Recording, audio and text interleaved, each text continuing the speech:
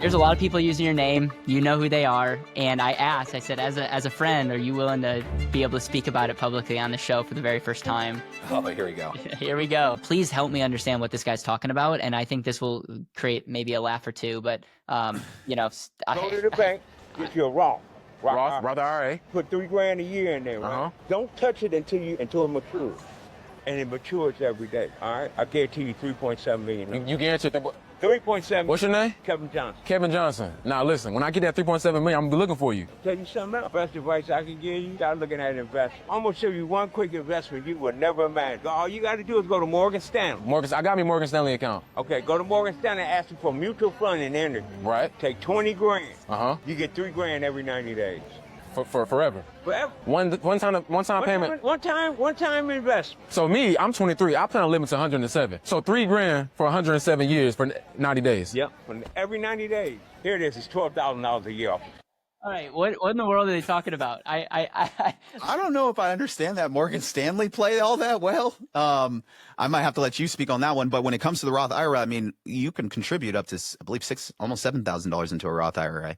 The issue is that many people that I work with are phased out of being able to contribute to a Roth IRA because they make too much money. So what we end up doing is we have to funnel some of it into a non-deductible traditional IRA and then backdoor it into a Roth IRA, aka the backdoor Roth IRA strategy. And that's how we're able to get some money in the Roth IRA account. But from what this guy is stating is that, one, put $3,000 in there and you'll have $3.7 million by the time you're, did he say 20 years old? Yeah, he didn't put an age. I guess he can't be wrong there because you can always. But my deal is like, yeah, you're totally right. The Roth is a great strategy, and if you make too much money, you can still get creative about putting your money in a Roth.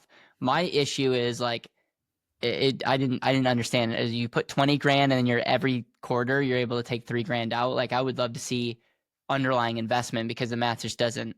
You can't take out half your money every year and then have that work. So I think it's the art of, I just was, I don't know why the media team put this on our radar, but they wanted, when I called them, I was like, hey, like, what does this video mean? And they're like, exactly. We'd love to get Karlton's point on it. I was like, all right, I want to find this guy and have him take me to Morgan Stanley. I want to set up whatever deal he's got going. Same. I deposit $20,000. I get paid $3,000 every 90 days. Sign me up. I'll deposit. Let's put some more money in that.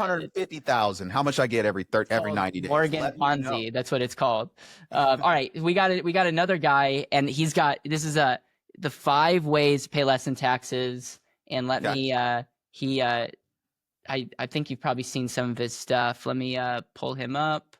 If I were in my 20s or 30s, here is exactly how I would avoid paying taxes on about 42% of my income legally. I'm Tyler. I'm a former financial advisor and portfolio manager. Now I make financial content for free so that you don't have to pay for it. Number 1, let's assume I make $90,000 a year. Number 2, I'd put $23,000 into a 401k and try to get the employer match. No brainer. And anyone who tells you not to is selling you insurance. Number 3, put $7,000 in a Roth IRA, invest it aggressively. There is an income cap to contribute to these. So do it while you can and do it while you're young and in a super low tax bracket. Number 4, I would max out my health savings account with $4,300 if I had a high deductible health plan. Invest it in low cost index funds, and trust me, your future sick self will say thank you. Number 5, then I'd turn around and take the $15,000 single filer deduction, tell the government I only made $47,700, went from the 22% to the 12% tax bracket, and at this rate will most likely become a millionaire in just over 15 years. Number 6, in the words of Ferris Bueller, life moves pretty fast. If you don't stop to look around once in a while. Thoughts? So first off, these strategies are considered basic strategies. If your CPA is coming to you and charging you to tell you to put money into a 401k or an HSA, please run. ChatGPT probably come up with some better strategies for you. I just wanted to say that. So those aren't strategies. Those are basic deductions that you can take on your tax returns. And someone who's making $900,000 a year is not going to save a lot of money by maxing out $23,000 into our 401k. But that being said, one of the things that we have to look at here is retirement accounts are deferring tax. What you're essentially saying is that I'm not going to pay the tax now. I'll pay the tax later. And hopefully when I pay the tax later, I'm hoping that I don't pay as much as I would pay today. So you're kicking the can down the road. There's a situation in which this does make sense for some taxpayers, but for most taxpayers, what you're essentially doing is you're stuffing money into a retirement account without a guarantee on what your tax rate is going to be later in retirement when you go pull those dollars. And that uncertainty around what your tax rate is going to be creates a lot of missed opportunity that it can't properly be factored over time. And for me, I understand the need to save money sometimes in the short term, but in the long run, if I have a retirement account with all of these taxable retirement dollars in there, then that may not serve me that well. So I love the idea of a Roth 401k, biting the bullet when you're making income that qualifies you to contribute to a Roth 401k or a Roth IRA and maxing that puppy out. All right, we got Uncle G here. I know you're friends with him. He had this clip on 401ks. The team wanted us to react to it, and it would be interesting to hear your thoughts on this. Yeah. I have a lot of money in my 401k. Okay, I'm sorry for you. Why do you feel sorry for it? It's a way to put money in without paying taxes on it. It's a way for you to be trapped for 30 years. Well, you can pull it out when you're 63. How old are you right now? 50. 13 years from now, will taxes be higher or lower? Higher. You will wish you would have sold them when you were 50 because you'd pay lower taxes, dude. You don't pay any taxes when you pull out money out of your 401k if you wait until you're 63. When you start using that money, you're going to pay taxes, bro. You weren't charged taxes while it sat there. What's wrong with you? You're not. IRS allows penalty-free withdrawals from retirement accounts after the age of 59 and a half. Penalty-free, not tax-free. So they're going to charge you a penalty. They're going to put handcuffs on you to sell it before then. But dude, when you're 63 years old, when you start withdrawing, you're going to start paying taxes at that point. Yeah, you're right. 401k withdrawals are taxes. Exactly. He's like, I feel like I jumped into GC's body when he was talking to this guy, because exactly how he responded is exactly how I would respond. If you're bragging to me in an interview about how much money you have in your 401k taxable account, I'm sitting here looking at you like, what's up with you, bro? Like, good for you, man. Like, you are going to, and I would do exactly what he did. Let's put you in a situation here. What do you think taxes are going to be in 10 years? Do you think they're going to be higher or lower than where they are right now? You know, you don't have Trump as your president anymore in 10 years. Do you think they're going to be higher or lower than where they are right now? 99% of the people I talk to with a brain on their, with light bulbs upstairs is going to say, Karlton, the tax rate's going to be a lot higher in 10 years. Why then would you lock up so much money into a qualified retirement plan that you're going to have taxable to you when you withdraw those funds? Make that make sense to me in an argument today in 2025, knowing you're not going to pull that money 10 years later. Yeah, I think it all comes down into your ability to invest and grow that money. And I'm talking to half the population who have zero skills when it comes to growth. The fact that they can put their money in a target date fund and have that money locked up and actually get penalized for touching that is actually a good thing. Like, that's crazy for me to say out loud, but like, they are literally, like, them controlling money is a disaster, and they'll go spend it. And so that's hence the person that discovered the 401k, Ted Benna, like, that's what he'll say is one of the best things in the 401k. And then that's exactly why, I'll just speak for myself, is why I'm not in love with the 401k. Is like, you're telling me I have to, I defer to an unknown date at an unknown time. And if I want to get access that money early, not only do I have to pay taxes, but I have to pay a 10% penalty fee. And so it's like, it's like, okay, I can see both worlds. But for entrepreneurs and investors like Grant, like, you really think Grant is like, oh, the best use of my dollars is to lock them up into Wall Street's funds? I think he was pretty animated there. And then I always love, like, the misinformation. I'm like, this person thinking it's a total tax-free thing. But how many people, Karlton, literally think that their 401k is tax-free? I hear that all the time. And that just tells you the lack of education, period. What if the interview ended right there and you didn't even get to hear Grant correct him? So many people jump on Instagram and YouTube and they hear one little thing and then run off with it. Yeah. Right? Grant had to correct him. That's dangerous information right there. Hold on, buddy. Your 401k is taxed. You don't have to pay a penalty once you're 63 and a half. Your 401k is still taxed, though. Yep. So absolutely, the details matter, and the devil's in the details. I love it, dude. All right.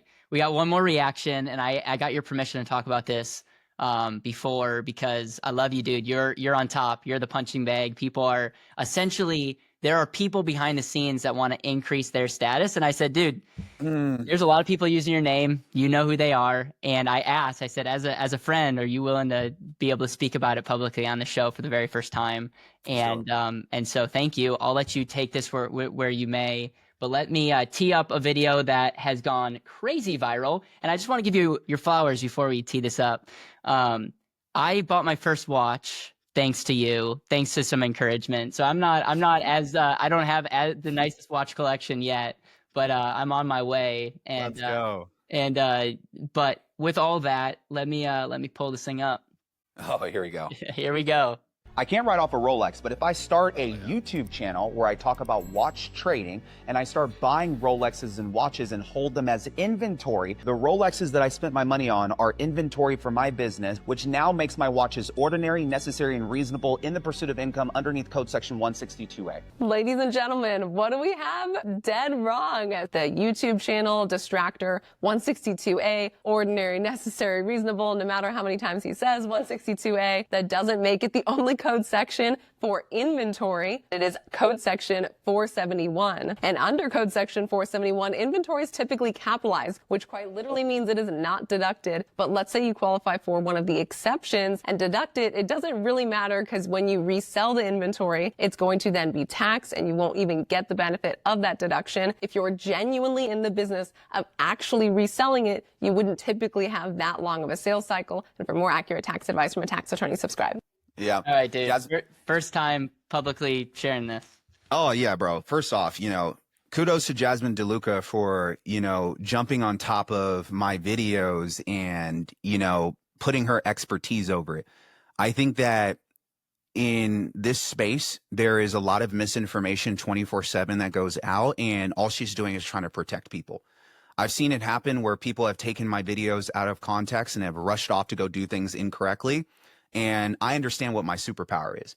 My superpower is that of a marketer. I am probably one of the best marketers in the tax and accounting space, but that doesn't also mean that I am going to sit and explain something for 20 minutes over a 60-second video, because I have the skill set as a marketer to know exactly what to say to get people curious. I lean in on that skill set. And then you have people like Jasmine who are tax attorneys that want to come in and be politically correct. Actually, 471F is inventory. And if you held it for inventory, the chances of you actually holding it for longer than a year or 2 years is highly unlikely. Yeah, Jasmine, you're talking about a certain situation for a certain type of person. But I will say this. Code section 162A, still one of the most powerful tax codes in the United States tax code. That tax code is the reason why many entrepreneurs are able to take deductions.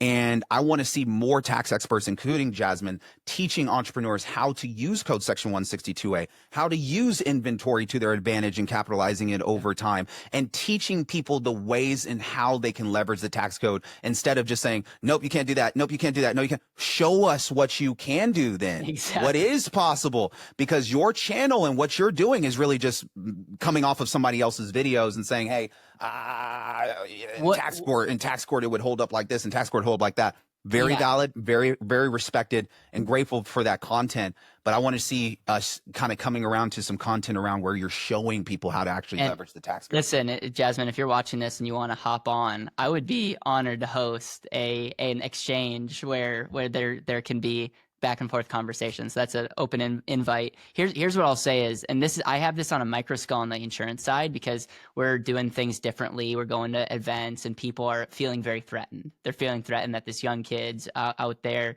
talking about things differently. And so I've heard things behind the scenes of people, what they say about me. And I'm like, yikes. Like if they only knew, like, man, that's tough. But I'm not nowhere nearly as big as you, and you're doing way more marketing. How do you handle that? Because I'm sure there are so many people that aren't even on YouTube that are like throwing your name in the mud because of, a lot of different reasons. Number one, how do you deal with that? And then how do you deal with, like, you see a lot of your content being taken? It's got to be in a world, it's got to be an honor to be like, hey, like, people are talking about me. Like, they're literally using me to grow their business. Like, that's pretty neat. But then you also have to have some thick skin from a standpoint, because people will take shots literally because taking shots at you increase their status, which is, with the use of the internet and leverage, is kind of an interesting deal. Yeah. Listen, man, you throw paint on my name, you give me more fame. That's just how it goes, man. And I've always been the type of person that has been appreciative for the things that I've asked for. When I stepped into this entrepreneurial journey, I asked for God. I was like, hey, I want to blow up in the tax and accounting space. I want to do whatever I possibly can to make sure that I speak concisely and that I share my ideas with the world in the right way. And I'm willing to deal with whatever comes of that level of success. Yeah. And what has happened is I've been able to network and connect with people of status and recognition that, most people can't get into the rooms with. And I've also had, haters utilize my videos to grow their own businesses and create entire products and business models over my videos. I am grateful for it all. I'm grateful for the Jasmines of the worlds and the Edwards of the worlds, and also all of the grateful people that have followed and subscribed to my channel and have allowed for me to rise to this platform that I have here today. I do view myself as a pioneer in the tax and accounting space. And so as a pioneer, I can't get caught up with what's going on with the waves. I just have to stay focused on the course that I'm on. Yeah. And I think if you're an entrepreneur and you're striving for success, look at someone who you look up to. That person that you look up to better have a big enough platform to where they have the attention, but they also have people that probably don't like them too. And that's just the truth. Jesus was not liked by everybody, but we read his book every Sunday. And so I say that to say this, man, I'm doing everything I possibly can to change this tax and accounting space, and I will be the pioneer that I need to be. And if there's going to be people that come after me and attack me, so be it, because my ideas that I'm sharing with the world is helping put more money back in people's pockets. And I think the underlying message, a lot of times people will come up to me and they know that we're friends.